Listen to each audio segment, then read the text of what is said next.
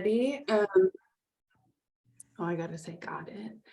I'm Chelsea. We're gonna start with introductions, and I have two devices today, so just forgive me if I'm looking down. It's at this other laptop. We hope everything goes smoothly. But yeah, feel free to take these minutes while we introduce ourselves to like stretch and get settled, because we're gonna be here for a little bit. I am Chelsea. I'm one of the co-directors of the CHAT project, which stands for the Collective Healing and Transformation Project. I've been working on this project since 2018. I am originally from Rhode Island, and I come to this work as a survivor and as an organizer and someone who believes in community's ability to increase our safety and end violence. And I'm excited to spend some time together today. And this is my co-director, Selene. So she'll introduce herself. Hi, good morning, everyone. It's great to see you all. It's great to also see some folks' faces on camera. I am, just like Chelsea mentioned, I am the other co-director for the CHAT project. I joined this project back in 2019. I am originally from Richmond, California, and I actually came back for this project to work in my own community, and it's been a deep pleasure and honor for me. I believe my work in this started before I even knew the terms that we're going to be talking about today.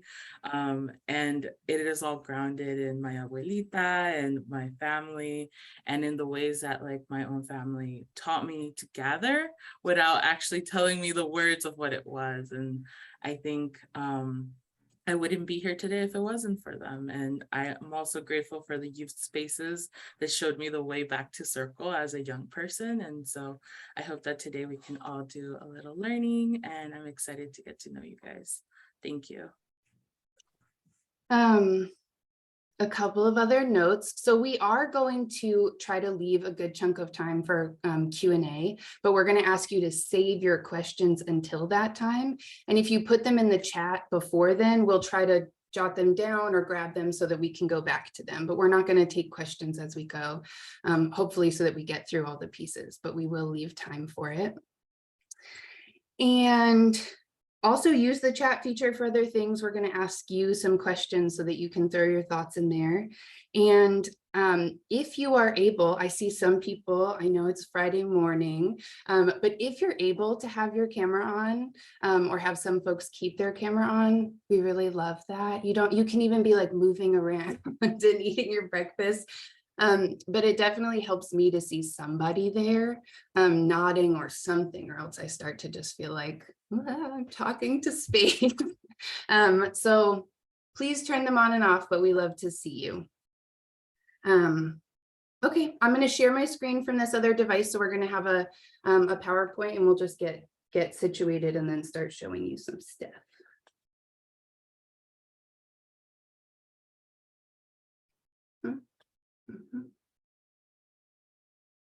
Can we all see that? Look good? Okay. And I'm going to adjust my screen so I can see a little more of you. It's like you can slide that bar on the right-hand side if you want to see more of a gallery view. We're the CHAT project. Our plan for the day, what's going to happen? We're here for an hour and a half. We are going to take one little break in the middle of that, and feel free to move around and take care of yourself as needed while we're here. We're going to give a little overview of the CHAT project, of what we do and our sort of where we're coming from. And then we're going to define and talk about the history of restorative justice, where that movement comes from and what those words actually mean to us. Talk about Circle and Indigenous justice and ceremony a bit. Tell you some stories about how we do our work, what it looks like in practice, and why we do the work. And then we'll leave a big piece of time for Q&A. And then if we have time, we have a little closing of a quote and some suggestions about what helps guide us and how we think other folks could move into this work with us. Sound good?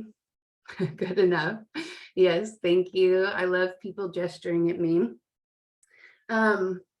So the chat project, I'm just going to give you a second to actually read the words on this page, and then I'll talk to you about them.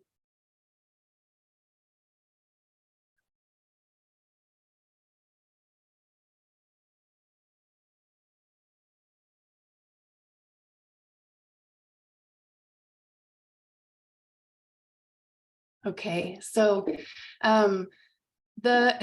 yeah, you might see some people you know in this picture, people that we love. So this photo is just a great reminder that Selene and I are here today, but we are a part of a team. We have really great organizational partners and people partners who have been learning with us and practicing with us. And that includes some of the folks here today. So it definitely includes Family Justice Center, also STAND, and some folks here from Deaf Hope, who hopefully you have the joy to know. And then two of our teachers and mentors are in the front of this photo. On the bottom right is Mimi Kim in her very cute overalls, and Sujatha Baliga right behind her. So we're here representing a crew. It's just two of us today.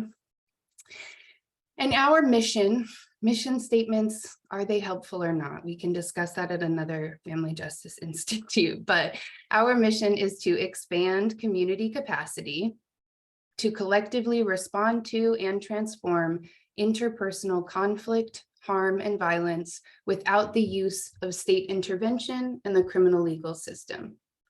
So we are talking about a community-based program and community skill building. And we are focusing on interpersonal violence, interpersonal conflict. So conflict between people who know each other well. And we are doing that, in this case, outside of the criminal legal system and outside of those partnerships. That's where our work stands. Some restorative justice happens in partnerships with those institutions, and ours is figuring out what's possible outside of those. Is this still me, Selene? It is, yeah, okay. Okay, so what do we do? How do we do it? After those abstract words. So we talk about our work as a restorative and collective model. So we actually don't just do restorative justice, but it's one of our foundations of our work. So our model and our practice is dialogue based. Our focus is on people talking to each other. So, and not just talking to us. And so we help people come together to have gatherings to talk about harm, violence, and how to increase safety. A lot of talking in this work, which is maybe true in your work too. We engage natural support systems. So our focus in this work, and it comes a lot from the principles of restorative justice, is that we are helping people connect with the people in their own life. So their friends, family, co-workers, church members, the people that they know are who we're trying to help bring in to be a part of that dialogue. That's our focus. We include young people. So whenever appropriate, whenever possible throughout the process of healing, or when there's accountability work to be done, we try to involve young people in that process. Through circle, through prep, we try to have them present, even very young kids. I think the youngest that we've had really fully sit in circle was 3 years old. And she got it. I'll tell you, we tried to skip over her and she was like, no, I see what's happening here. Like, I shall check in. Our work is based in the reality of ongoing conflict. So we know that some people have a lot of questions about this work and some reservations about it. And one of the things that we just know from our own work and our previous work in this field is that a lot of people who have experienced violence, have harmed each other, or are in conflict are also, they're talking all of the time. They're exchanging children, they're still living together. They're either trying to sort things out, they're trying to separate safely and stay in community. And so we're trying to add resources to that reality, which is that a lot of people are staying in contact. We can address multiple layers of harm. So when there is violence between two people, and perhaps two adults is like our classic vision of domestic violence, there's often other harm that has happened. Some of what we hear is that support people, our family, our friends, either denied that the violence was happening, minimized the violence when we went to them, told us, save your marriage. And so sometimes accountability is actually happening on these other kinds of harm that ripple out from an ongoing or initial conflict. And we try to attend to all of those. And our process is non-mandated and confidential. So that's part of what we mean when we're doing it in this a community-based way for restorative justice is no one is mandated to participate. That definitely has strengths and challenges. And it's confidential. We don't share the information during the preparation or a gathering with outside parties.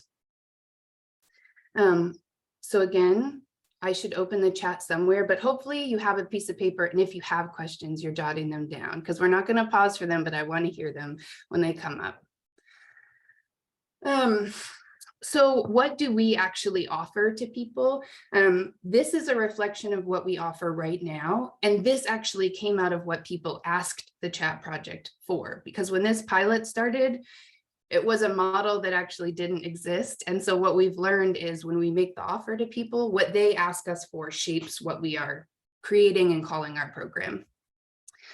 So we offer restorative justice processes, and we're going to talk today about what that actually means, what those words mean. But gatherings where we're focused on addressing harm and accountability and making plans to move forward. We offer healing circles. So in those cases, we're not focusing so much on accountability as we are on connection, rebuilding connection and trust, and healing when violence has happened. We offer coaching and support for gathering. When it is safe, we want to help teach people how to have some hard conversations on their own, and even how to hold circle and gatherings with their family on their own time. So we definitely talk to people about when that is safe, and then encourage people to do that. We offer accountability conversations. So for folks who have caused harm, are causing harm, it's not always ready for a process or a restorative justice process, but we do offer people the space to come and do accountability work with us and with their support people.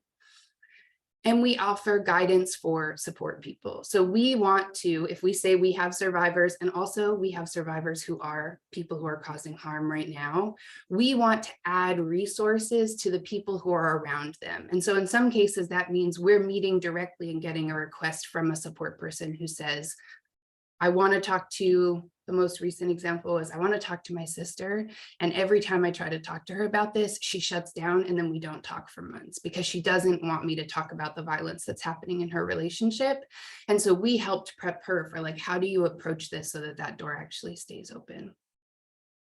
All of those things are us using some of the principles of restorative justice and the idea of a collective-based approach to addressing harm. I'm going to pass to Selene to help us transition to a new part here.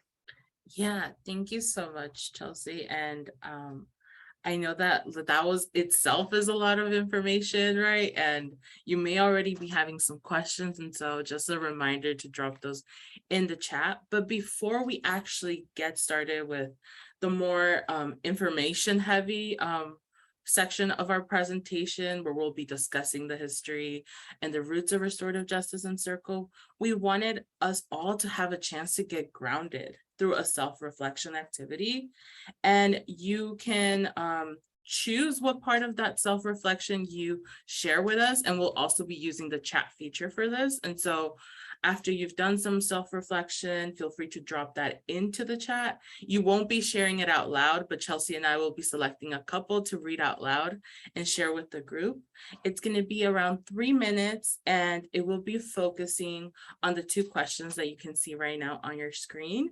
So we invite you to get a piece of paper out, maybe write some thoughts down, draw something, or simply take a moment just to think about it. And the 2 questions are, what does justice require, and what does justice look like to you? And so we're going to take 3 minutes, and we'll be reconnecting at 10:21. So feel free to leave your cameras on and just we'll all be doodling together.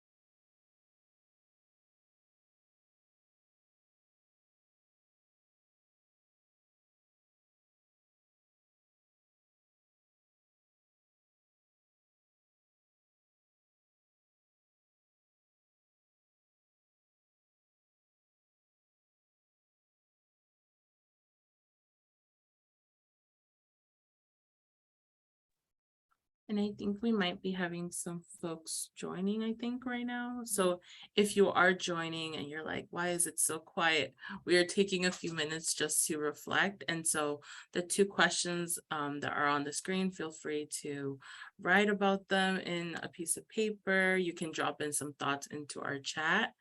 And we will be selecting a couple just to read out loud, but we're going to have like another minute or so.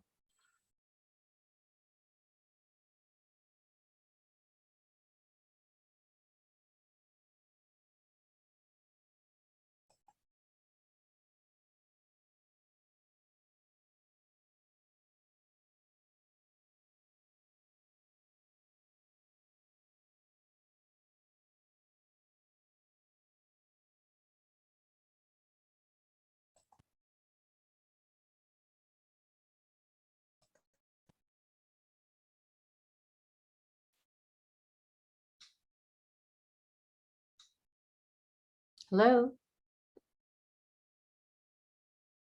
Hi. We are just taking a few minutes to reflect, and so we're about to come back right now.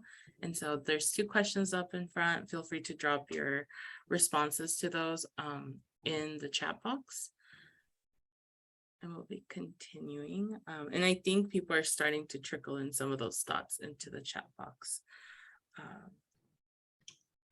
Maybe Chelsea, I can choose maybe like 1 or 2, and then you can choose 2, and we're just going to read these out loud for folks. So one that is standing out to me is one by Mauricio Perez, who says that justice requires fairness, mindfulness, equity, and blinders. Chelsea, did you have one? These are all so great. Justice requires accountability for actions that are done. And a few people have said justice for me means validating harm, accountability, and fairness. Yeah, a lot of great ideas and a lot of shared ideas and shared words. Yeah, I see another one by Adam. It says, justice requires a commitment to discovering the truth of what happened, the impact of harm to everyone involved, and a belief that those responsible for harm to be held accountable. It requires empathy and mutual respect. Mhm. Yeah, these are also amazing. And it's great to see like the ways that like we all have similar values or similar like feelings about what justice are, and we word it differently. Chelsea, did you have another one? Oh man, I hope everyone is just, if you can, like reading what folks in the room have put. But Arnaldo said, and I think someone else did above, that justice requires a pause, which I love that reminder. Justice requires a pause. A reparative process. Yeah, so many really great ideas. And Kimberly added setting boundaries and understanding that you're not a bad person for keeping yourself secured and safe. Yeah. Well, thank you so much, everybody. And, I know that typing up our reflections will take a little bit of time. And so feel free to keep dropping those in. And we're going to continue with the next section of our presentation. And so I'll pass it over to Chelsea to get started with restorative justice. I can't, it's like I can't transition because I'm reading your I know, it's so ideas. Okay. We are good. Okay, I do have to stop reading the chat in order to continue with the agenda. So I'm going to, but I promise that I will read them later. And if I am going too fast, just put in the chat too fast, like find some way to tell me, don't wait, and then tell me later. We are going to talk about restorative justice, the history, what those words actually mean, what they mean to us. And maybe folks have heard them before and perhaps not. But the reason that we ask this question, what does justice require, is because restorative justice is one way of answering that question. It's one sort of concept that people came up with when they were struggling with this question. What does justice require? What we know that we hurt each other, like what has to happen next? And the thing that we just want to remind everyone of and ourselves is that restorative justice is just one of the kind of answers or methods that people have thought about, but that people have been asking this question and articulating answers for all of human history. And there are many, many different frameworks for approaching justice and many frameworks that look a lot like restorative justice or have a lot in common. And one in particular is Indigenous justice. So we also want to keep in mind that there's a lot of parallels between Indigenous justice and restorative justice. And the fact that those are the words that restorative justice is becoming more popular and has been documented in a certain way, it has a lot in common with what Indigenous folks were trying to do and teach us, and which was actually outlawed in this country. And so as we talk about restorative justice, we want to remember that it's not the only answer. It's not the primary belief system, and that many people have tried to answer this question and will continue to. We are still exploring it today. So restorative justice, it's one of the things that our teachers have taught us, and that we is a foundation of our work, which is why we're talking about it today. So this is a definition of restorative justice, and I'm going to pause and let everyone actually read what is on your screen before I talk to you about it.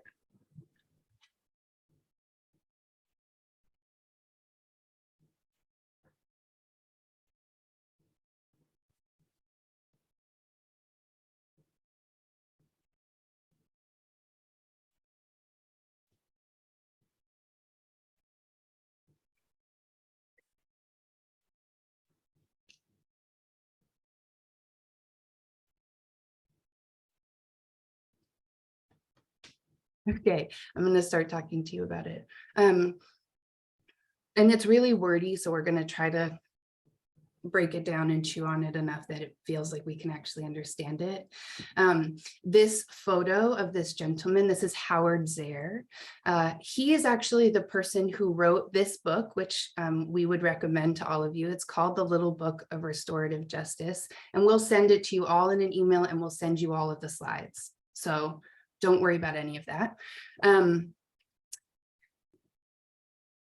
No, I don't want to unmute. It says the host wants to unmute me on my presentation page. Ignore it. Okay. So Howard Zehr is a Mennonite Christian, and he actually is the first person who coined the term restorative justice and has written a lot about it. People call him the grandfather of restorative justice. And he came to the question about what does justice require largely through his faith. And his faith brought him to be working with people who were involved in the criminal legal system.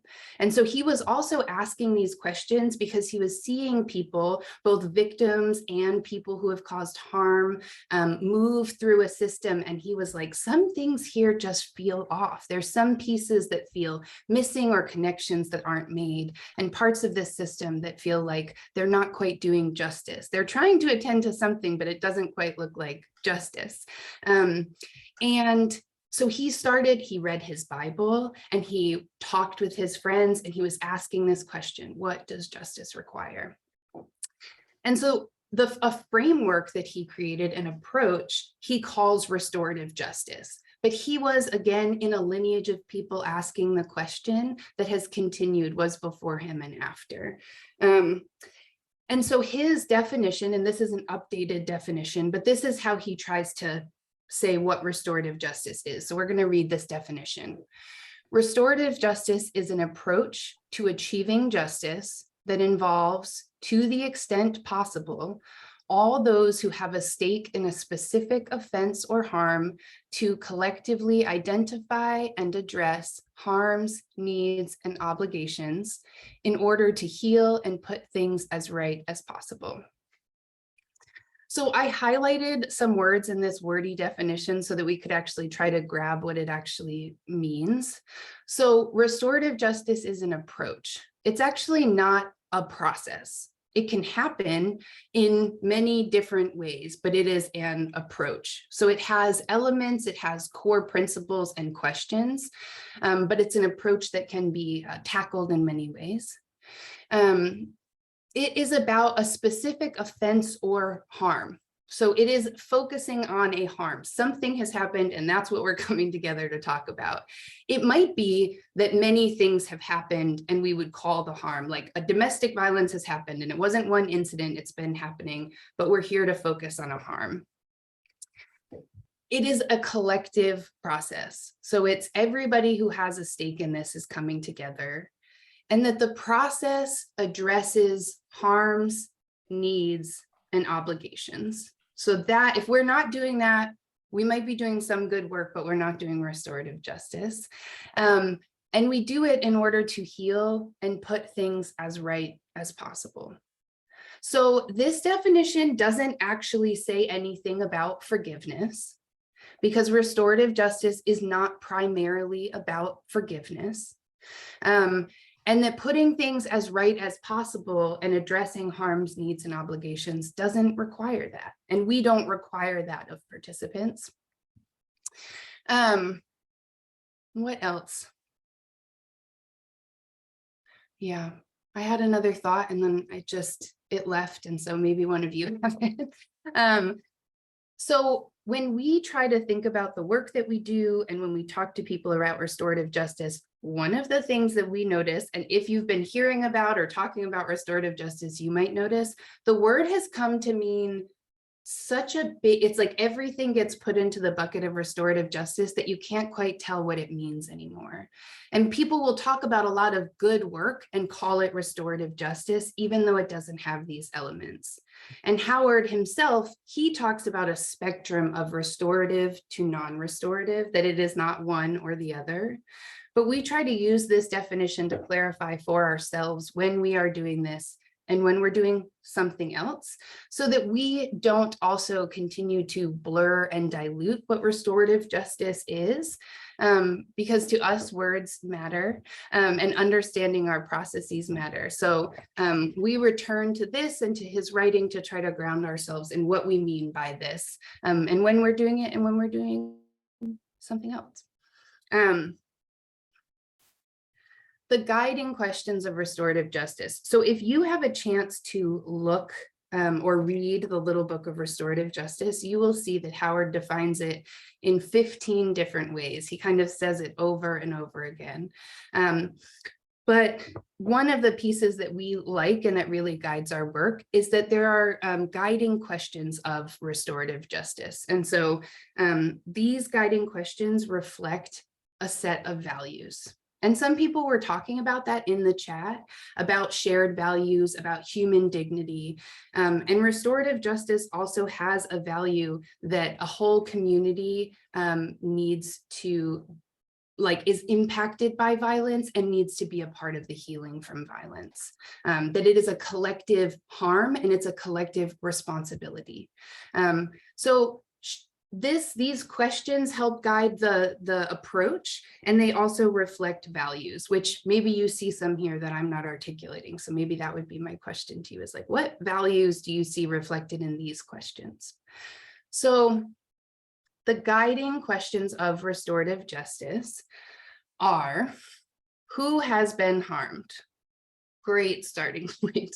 Who has been harmed?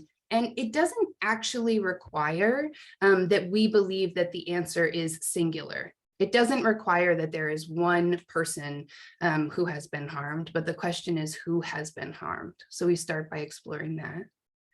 What are their needs? And there in this situation are those who have been harmed. And we figure this out by asking.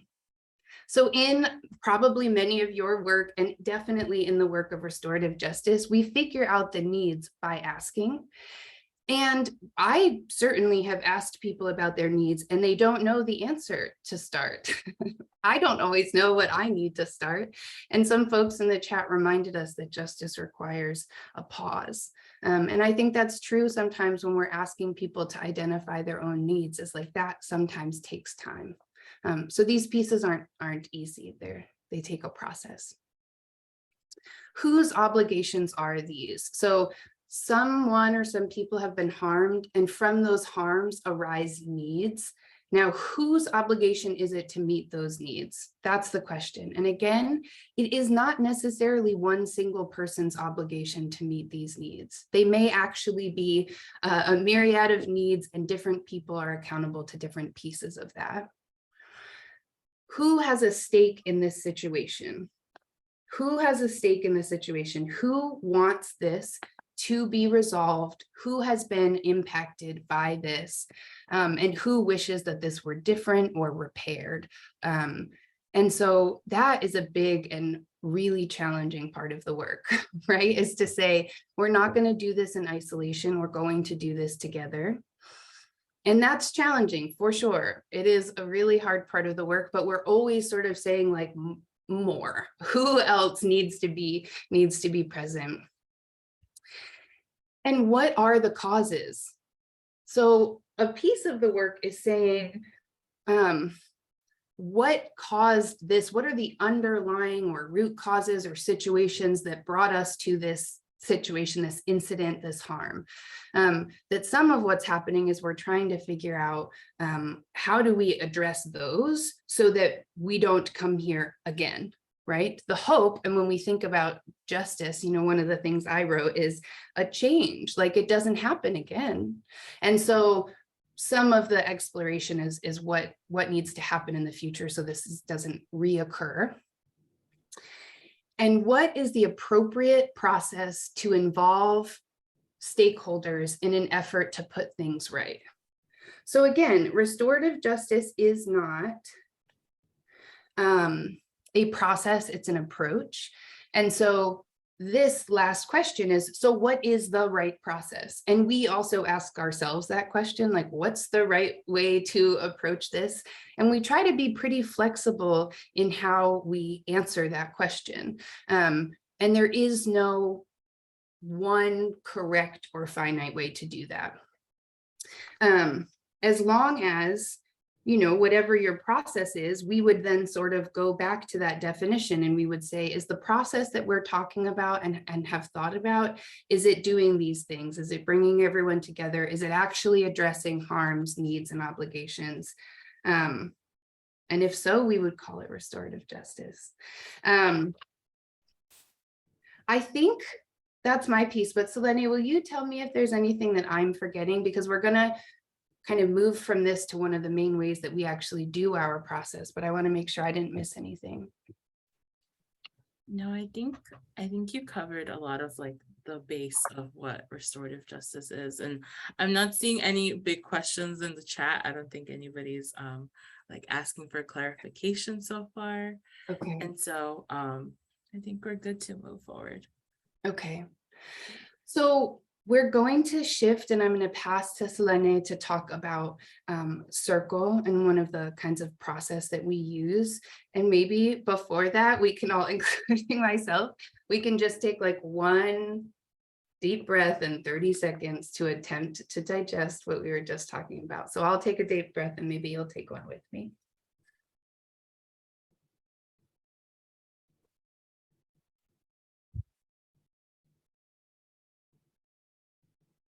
Okay. Sometimes I feel like I can't breathe when I'm trying to get through a talking thing. Okay, I'll pass to Selene, who's going to talk to us about circle. Yes. And I am so happy that we were able to cover restorative justice. And I think in some ways it helps like open up a little bit about what chat does.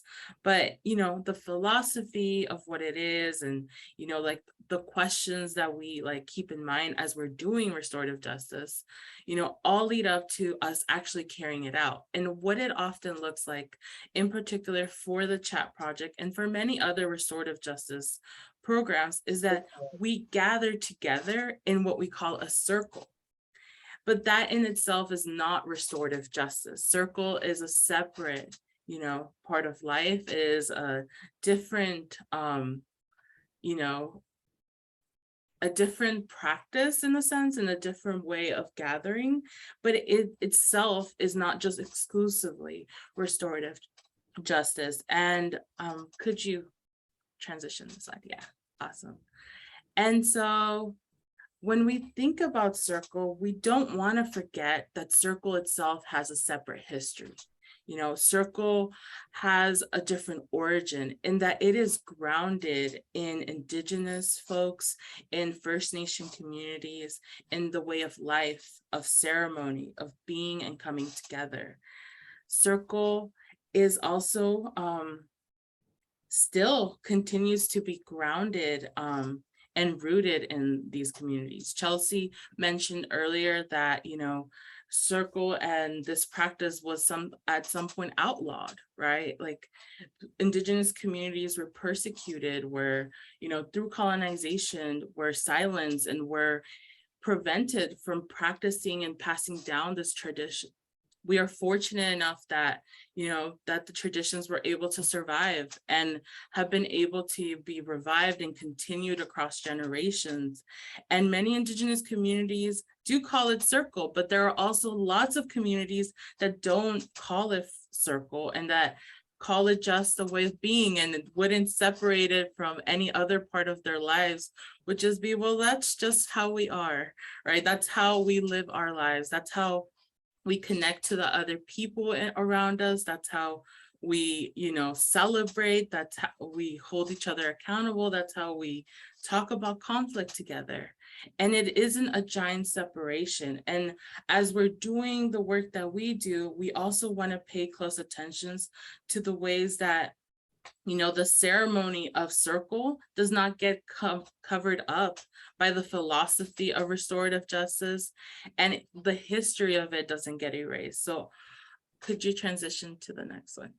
Oh, that's the only one. Oh, there we go. Awesome.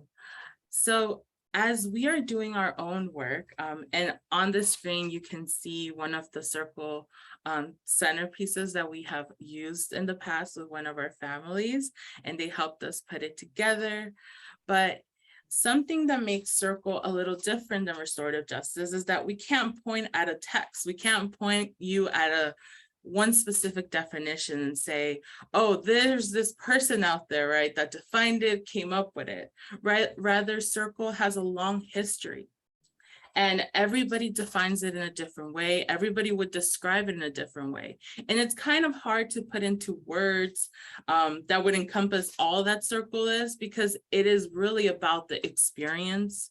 It is about actually doing, you know, the thing of sitting down with other people and connecting. And it is, you know, sometimes I think a very different experience one from the other. So I always like to think about it as like no two circles are the same. I have never been in a circle and been like, oh, I already got that down. Like I did this last time. I think every circle, regardless of, you know, what we're doing in it, I'm always like, oh my God, like I've learned something different. I have healed a different part of myself, or you know, there is something more that I have gained from this space. One of the teachers and one of like the organizations that has truly impacted our work and that helped us gain a lot of this grounding to be able to separate what restorative justice is from what Circle is Gathering Power. They are an Indigenous led organization based out of Canada and the United States, and they do a lot of work that focuses on, you know, sharing what Circle is and sharing the history and the roots of it. And one of the ways that they have described what Circle is on their website is the following words that are on the slide. And so I'll give you a little bit of time just to read through them.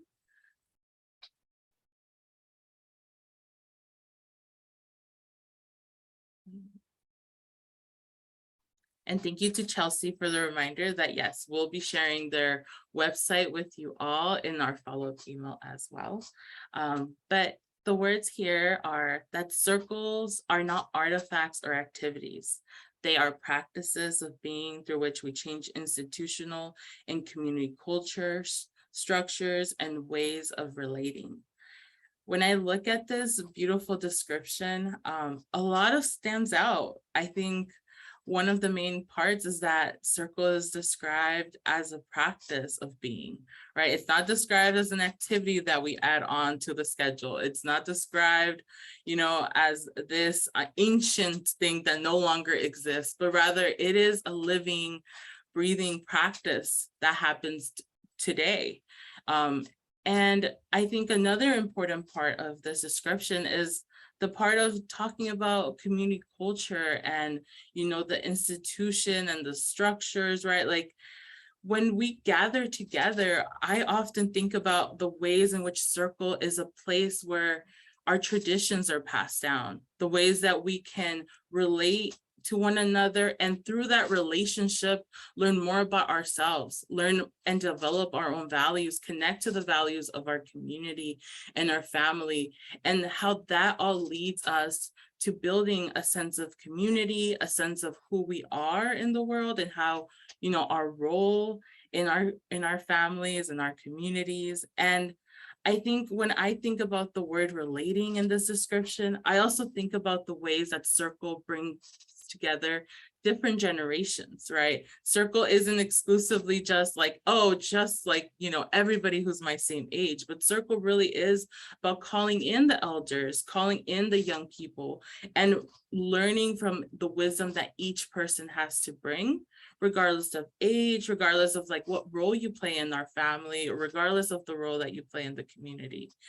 And I think all of these things are what makes Circle a very beautiful practice, and actually what make it so ideal in a way to do restorative justice. Because when we're talking about bringing more people together, right, coming and connecting with one another to together address conflict and come up with resolutions of how we can move forward, Circle provides us a space to do that. It provides us, you know, a practice that can be built up around conflict. But I think it's also important for us to not forget that sometimes in Circle, we're not just talking about conflict, right? Like Indigenous people and Indigenous cultures have shown us that, you know, when we gather together, it doesn't always have to be about conflict. It can also be about celebration. And so I hope that through this separation and through this separate description, that we're able to honor the fact that there is Circle in restorative justice, but that Circle itself lives separately all across the world. And I believe our next instance will be a break, but Chelsea, I don't know if there's something else that you would want to add. I think, could I just mention a couple of the kind of elements of Circle Selene when we gather that we tend to do? So And I could listen to Selene talk about circle. I love hearing you describe it. And just in a, we don't want to, or we're cautious about being like, circle happens with these 6 steps and you do them in this order. And as long as you did them, then you are doing circle, because even we like have been taught and have practiced, and still it requires that we continue to learn and that we also continue to sit in circle and host circle. It isn't just a checklist that we want to pass on, but there are some elements that we, when we're with families and when we're with each other, that we use. And the one of them, this beautiful centerpiece shows us, it's like we sit in an actual circle where everyone can see each other. And we include a centerpiece, which we try to have be not a conference table, and be beautiful and be reflective of the group who have gathered and be a resting place for our eyes. And we also, like the papers that you see around the centerpiece, are showing some of our group agreements, like, okay, we're coming together, and before we begin, this is how we will talk together today. And when you've gathered together many, many times, you don't need that as much, but when you're gathering together for the first time, we set a foundation before we have tough conversations, and we get to know each other and get settled before we have tough conversations. And I think the only other is that we use often is we use a talking piece. Do you want to describe that at all, Selene? Yeah, I think definitely one of the ways that, we reintroduce in some ways like folks to their own ceremony, because I think all of the pieces that we do in some way get us grounded back, right, to the ways that we do communicate and we do connect in ways that are safe and respectful. And so our talking piece, we have folks choose an item, everybody can and their family usually has an item that is meaningful. And so it's just something you can hold in your hand. And as we are, having a conversation, we are passing it along. When you're holding it, it is your time to speak. It is your space to, share your love with your family. But when you're not holding it, it is your turn to like practice listening and actively being present for the person that is speaking. And the beautiful part of a talking piece is that it helps us, right?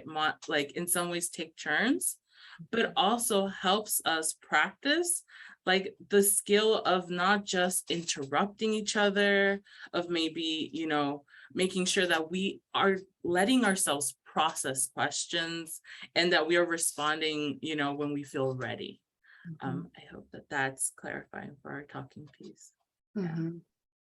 Like one of these very simple, but actually very transformative things, including for me, and definitely I've seen for families. And I think like it's also even for young kids. Like I think some people are like, oh, well, young kids wouldn't be able to. But for some reason, I think in all circles, it's actually the youngest of families that actually like really grasp that concept. Like, oh, pass me the talking piece. Don't skip me. I want to also share. And I think it's a very beautiful practice of learning that, sometimes we need a little reminder of like, I'm not going to interrupt. And also I may need a talking piece to be like, I want to speak up.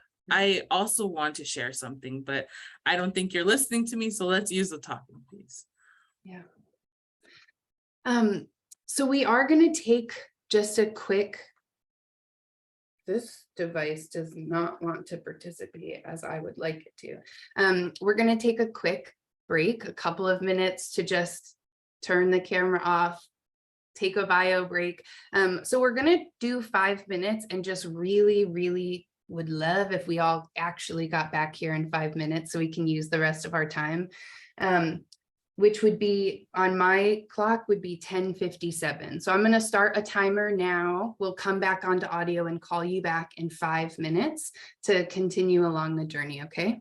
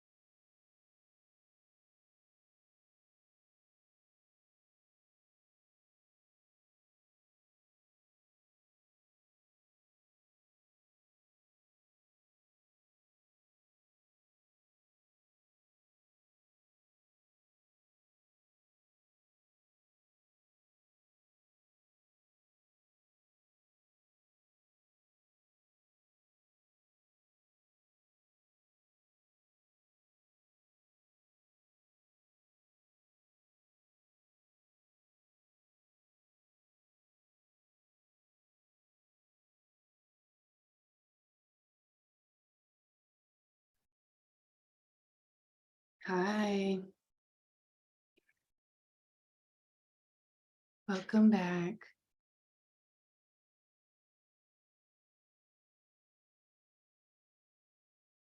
Uh-huh. Adam just put a great question in the chat that we'll talk about in a little bit. So hopefully you can hear me and make your way back to your spot, wherever you are, wherever you're sitting. And it's almost 11 and we have until 11:30 and we're not going to run over on time. We just will not do it. And so some people told us that they need to go. You might need to leave before 11:30. We are going to switch gears again. So we talked a bit about chat, about restorative justice, about circle and ceremony. And now we're going to sort of tell you a story about a family that we worked with in a way to try to show you, like, how do we put these things together and what does it look like in action? So one example of that, talk some about why we do this work and why we think it's important, actually, for all of us to engage in these questions and these practices, especially around family violence. And then we'll shift to questions and hopefully folks will have some, but we'll see where your energy is at. Oh, great questions. How can we support? We love to see that in the chat.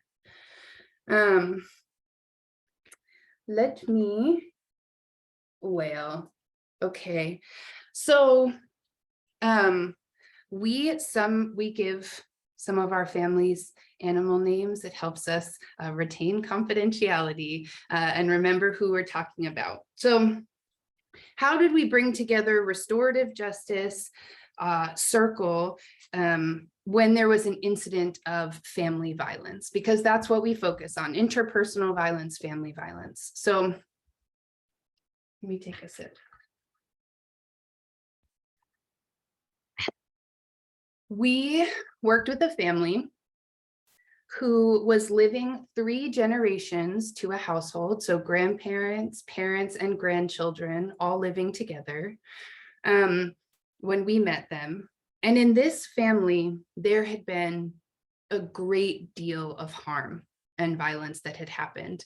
So every member of the family was a survivor in some way. Multiple family members were survivors of child sexual abuse by family members. There had been domestic violence both within and in relationships outside of the family. And this family had had a really painful time in their migration from their nation of origin to the US. And so that had included family separation. And so they were a really loving, strong, tight-knit, committed to each other family that had also hurt each other and really been hurt. So there was a lot of strength and also a lot of healing to be done. And when we were connected with this family, it was because a new incident had happened that was really, it was an outburst of aggression from a survivor herself when she was having some new information had come out and really strong emotions were arising around sexual abuse she had experienced as a young person, and it caused a mental health crisis, really. And so it had caused some lashing out and some fear.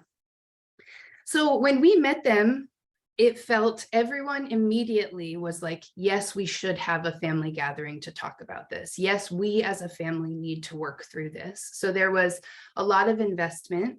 And also it was a complicated situation with a lot of different people, a lot of needs. And we were able, in any of the times that we work with families, we get ready before we get together. And I hope everyone knows that or leaves here knowing that, is we do not just say, like, great to meet you, call everybody up, meet me here at 5. We meet each person who comes to a process before they come, and we get ready before we get together so that we have a shared understanding of the purpose.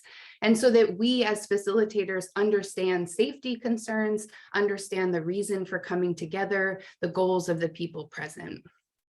Because when we host people, we want to do so thoughtfully.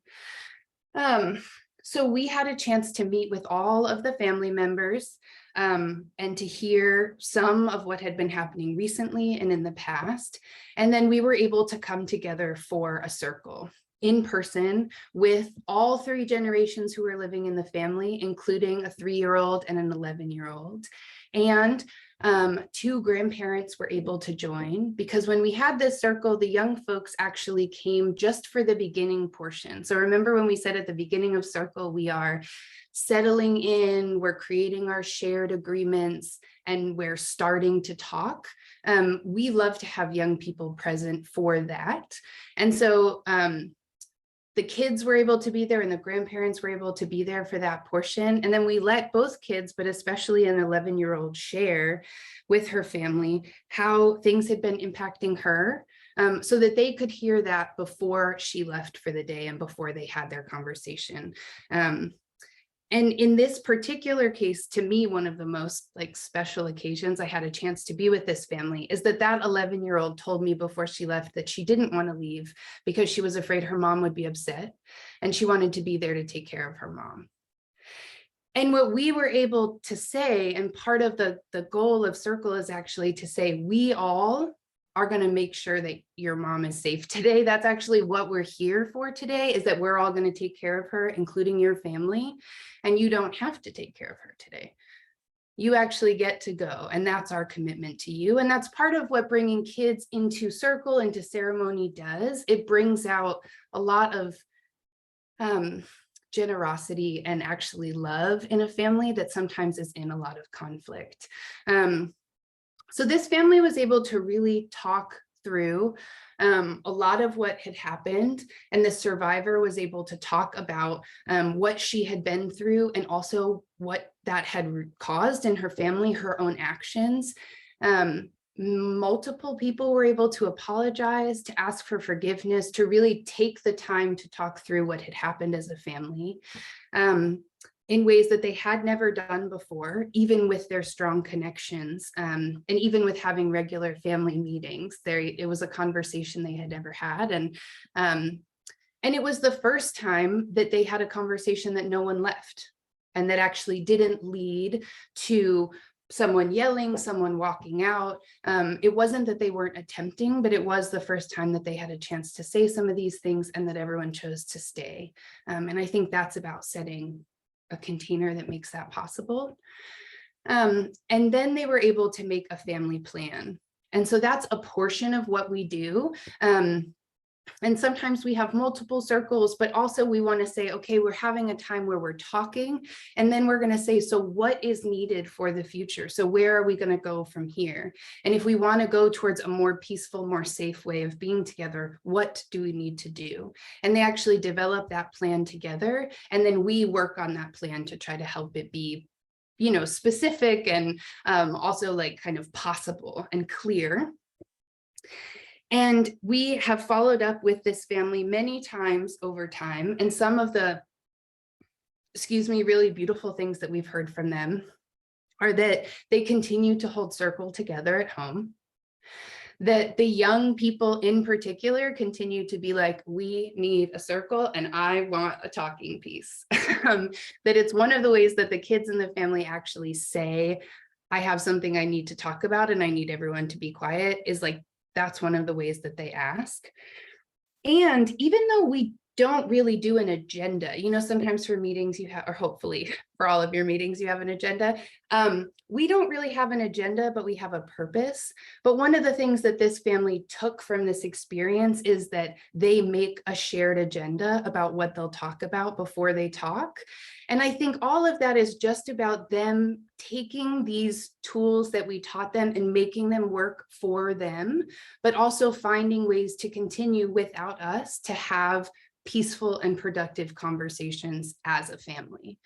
And through our process, we are always, as we're helping people get ready, we're really trying to show people and give people the tools so that hopefully they can continue the practice without us. So while we are facilitators, we are also always trying to be sharers and teachers and really encouraging people to practice these things in ways that feel like they make sense to them, in ways that are safe, but also that you don't always need Selene and I or some of our other facilitators to be present for you all to have a safe conversation. You proved that you are capable together of doing that.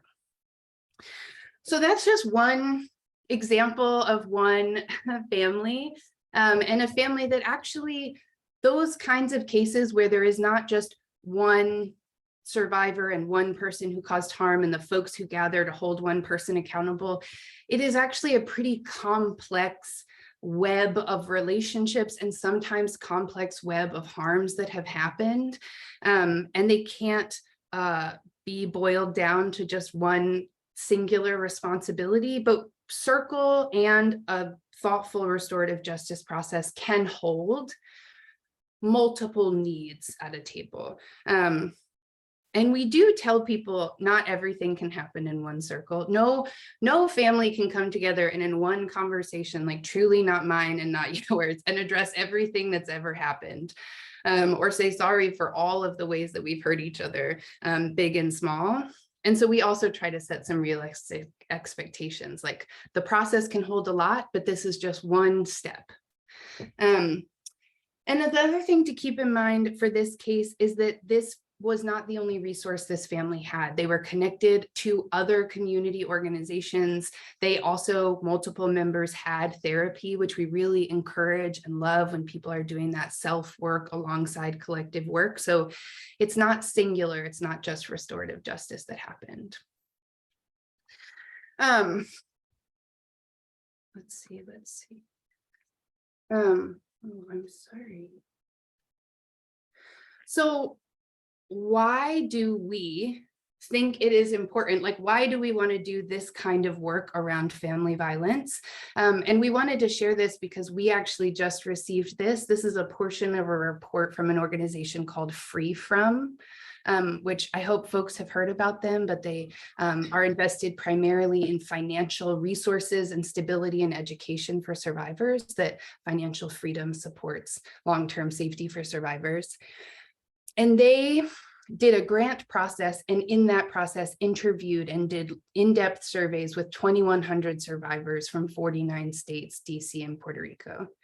And one of the pieces of this report that feels very relevant to the work that we do is this. So take a second to just look at this slide, because I know it's a lot of numbers, and then we can just talk about it briefly.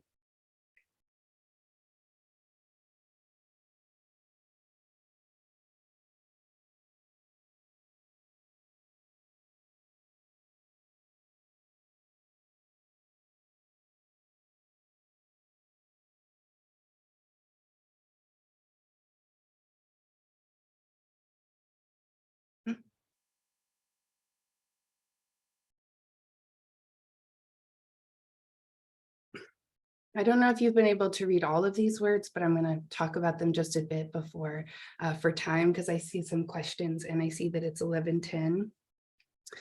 But what is important to us here is that it is true that a percentage of these survivors said that they would call the police in a moment of crisis. And some people that we work with also say that in a moment of crisis, I can definitely imagine a situation in which I would call the police.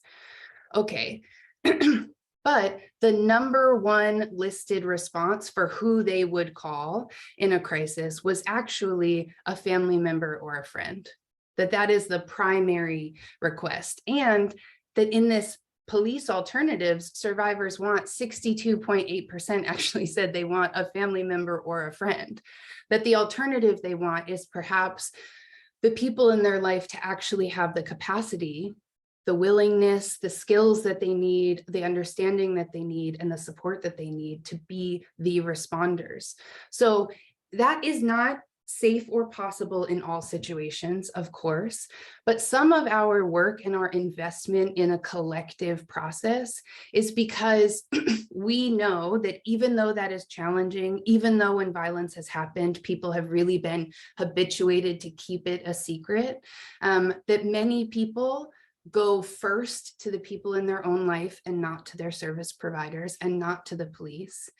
and that those support systems need to be a part of a process and need to be given the support that they need in order to be an actual resource for safety. And so when we see this, also there's a request for community crisis intervention, there's a request for mental health professionals, right? So we don't see our work as like the one thing that's needed or the one alternative to any current system. We see it as a necessary part of this work, and that collective work that actually says everyone comes to the table is actually about us doing survivor safety based on the reality of what survivors themselves say that they want, who they go to, and their experiences when they've tried other tools. So when we saw this report and it was sent to us, we were just like, one, Free From, such a great organization, you should look into them. And two, it's just more recent data that shows us some of the same things. Okay, we're gonna switch to Q&A so that we can use the time to hear from you. And Selene, maybe you can go through some of the questions in the, or like read out some of the questions in the chat. Maybe I will, I'm gonna stop sharing the screen so we can see each other while we look at these questions. How's that? That's perfect. Thank you. I have a couple of questions I think that came in the chat. We have one from Jessica who asks, how can we support? Selene, how can they support? Yeah, I think the best way for service providers or folks in the community to support is if we know of a family, if we know of a person who is looking for a way to connect with other people in their own lives to talk about harm that they've experienced, harm that they might have done, you know, or who need a space for healing, or who just want to learn the skills to do a circle at home, like whatever it is from chat that you heard today that you're like, oh, that would be perfect for that person I know. Feel free to connect them to us. We will be putting up our contact information at the end, so feel free to reach out to us. Or if you have questions, I think sometimes service providers or just like a regular person in the community may have a question of like, is this the right fit? Is this, you know, a thing that could actually help a person I have in mind? Could this actually help me? And if you're having those questions, we're also like open to answering and like having a conversation about what might be possible, how we could best help and support. I don't know if you have other ideas, Chelsea. Yeah, I mean, you can always donate to the chat project. You can always tell us of people you think want to donate to the chat project, and learn more about this work with us. Not everyone is going to be a facilitator or a circle keeper, but we do really feel like all of us can get better at this together. We can actually all say that we are collectively responsible for the folks in our lives and addressing violence, learn more and practice accountability, and come learn with us. Because aside from referring people, we really are inviting people to sort of like start your own journey on this. And so that's one of the ways that you help not just chat, but the movement and this vision for the future is to find ways to practice it in your own life, in your own work, and continue to learn with us. Should we look at Adam's question? Yeah. If RJ is an approach, how should we who believe in RJ respond to people, especially leadership within an organization, who view RJ as a process to be implemented with an expectation of specific results? I know. For example, they may say, so we tried RJ and it worked or it didn't, and therefore we will now evaluate whether we will continue doing RJ work. Great question. You know, one thing, this is a tough, especially on the organizational level, this is true. And some programs, this is really true. It's like people want it to be clean and clear and a 5-step process and to always have one outcome. Even though all of the other kinds of work we do doesn't work that way, all of us know that. Like, none of our efforts always work well and in this clear linear way. I would be happy for people to either come to us or really go into the resources that we're going to share with you and actually say, restorative justice is not just a process, it's an approach. So let's slow down and learn about that before we go just willy-nilly implementation. And I think one way to defend the work is to say this is going to take us some time. We have to learn something pretty new.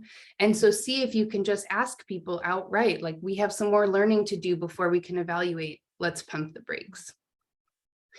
And also sometimes people will they won't be doing restorative justice. They'll want to do circle. They'll want to do circle practice within their organization, and sometimes have like an underlying assumption about what that will create. And we try to encourage, either through the resources or your own intuition or with us, to be realistic about that. But I think the best way is to say, before we go implementing it, let's take our time to learn. And learn from a couple of teachers, because I know there can be a rush. Do you have things to add to that, Selene? Yeah, I think like it's also like, I feel like restorative justice, like as an approach, also pushes that like that standard within, like, I think like any service provider mentality, which is like that there's going to be this clear like transition to like an opposite result. So like if there's violence, the result we're looking for is that there will be no violence, like violence will be at a 0. And so like if that's the standard we're holding it up to, if we held anything else up to that standard, we would see that actually many approaches like require time, and sometimes a 0 is not possible. And so I think it's just to be more realistic and to have those conversations with the people we're working with about like what expectation are we placing on restorative justice? Are we placing, and if we are looking at restorative justice as the solution, like maybe we need to talk about that, because we don't consider anything else the solution either. And so we need to like question that and really like set our expectations realistically as to like what is possible, and also like why we're offering this to like the families we are. Yeah. Allison wrote, I really love the practice of including children. It sounds like they're a part of the process, but perhaps not the entire process. Yeah, depending on the situation. I'm wondering what the share back to the child looks like. Do you help them understand or be transparent about what the goals are, what the agreements are? How do people tell the kids who left the room what the plan is? Well, that we don't always, depending on the age of the young person, we don't always spend a lot of preparation time with children, and we don't always have a lot of debrief time, but we do really encourage and practice and talk to families about how they want to talk to the young people in the family. So one of the things that's kind of a delicate balance in the work is that we don't want to ourselves do every part of the process. We actually want to encourage families to talk to each other. So rather than we be primarily responsible for the share happening, we try to help say, okay, when would be a good time? And kids don't always feel like listening. Could they be hung up in the house? And we've had folks say, okay, we hung up our values in the house, and then those we can look at again, and the kids decorated them. So we try to encourage caretakers and other family members through our preparation with them to circle back to the kids, to continue to involve them in circle, but it doesn't always look like us doing that direct follow-up. Yeah, and I guess the other part of this is like also like if agreements are made in circle, we're also trying to avoid cycles of where children are given roles of like, you are responsible to do X, Y, and Z for your family, and that's your job. Like we're trying to remove that mentality and that cycle from families where that exists. So like if families are making commitments, one of the commitments we can talk about is actually like, how do we like support the children, right? How do we take away their responsibility in this? And that way, we're creating values and commitments that are more supportive to the young people and the families. I also did have a question that Jessica submitted, but like accidentally through direct message, I believe.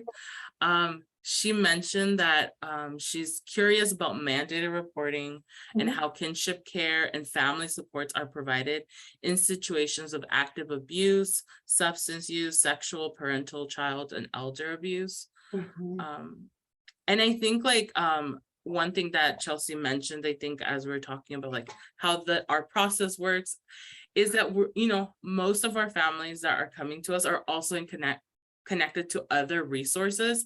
And so we ourselves are not providing support around substance use, but we are talking with families about the other needs that they have, and making sure that they're connecting to the Family Justice Center or other community partners where they can get all of those additional supports, so they are getting every need addressed that is possible. And if needs are still coming up throughout the process, we will always pause and make sure that families have what they need. We are not just proceeding towards circle or towards a gathering. Yeah. And there are some situations, we would not say that if there's ongoing harm of any kind, it is not appropriate time for this process. But there are times when other things need to happen before a meaningful restorative justice process or circle can happen. And so we're also really talking that through with people. We are agreeing to pauses together, and we're not trying to rush a process in order to have completed it if it feels like it's not safe or other things are more urgent and need to be attended to before this process that is meant to take its time takes place. And so we really work that through with people. And sometimes we need to tell people oh, we really hear that you want to do it. And we have concerns actually about it being the right time right now. We're for 11:23, the time just ticking by, and I was saying we wouldn't go over. Families do not need any insurance, income, or benefits to qualify, and it is free to work with us. And we don't screen for any of those things. Do we get referrals from 211 or the Hume Center? So we don't right now, and we hope to. And we also are actually just launching our website for the first time, because right now we have a page on the Family Justice Center website. This has been a pilot project that is shifting into an independent organization. But Jamie also said, thinking about people with interpersonal conflict who may be able to keep their housing, move in with family friends if their big conflicts were resolved. Yeah. So we're always happy to talk about those. It's the urgent question is, if this could be attended to and at least simmered down, someone might not enter an even greater state of crisis. And we're always happy to talk through that and be as creative and flexible as we can be. One thing that happens sometimes that I would just want everyone to keep in mind is that sometimes at our agencies, and also sometimes with the CHAP project, people come to us and they're actually on their absolute last thread. They're I have actually tried 100 other ways and 100 other times. And the only reason I'm here is because I'm about to make a decision you don't want me to make, or I'm about to end this. And so it is hard to do a conflict resolution process when the tension is actually so high that people might actually need to not be living together, to have some space before they can move through it. So there's a little bit of a risk sometimes. It doesn't mean we won't try, but in those moments where the tension has actually hit a peak, and that is when people are reaching us, it isn't always the most productive time. When people said we require a pause, justice requires a pause. Sometimes that pause is needed for the process to work, for people to come to the table. And we just try to do what we can, knowing that we can't force anyone to be there, but we're always willing to talk things through.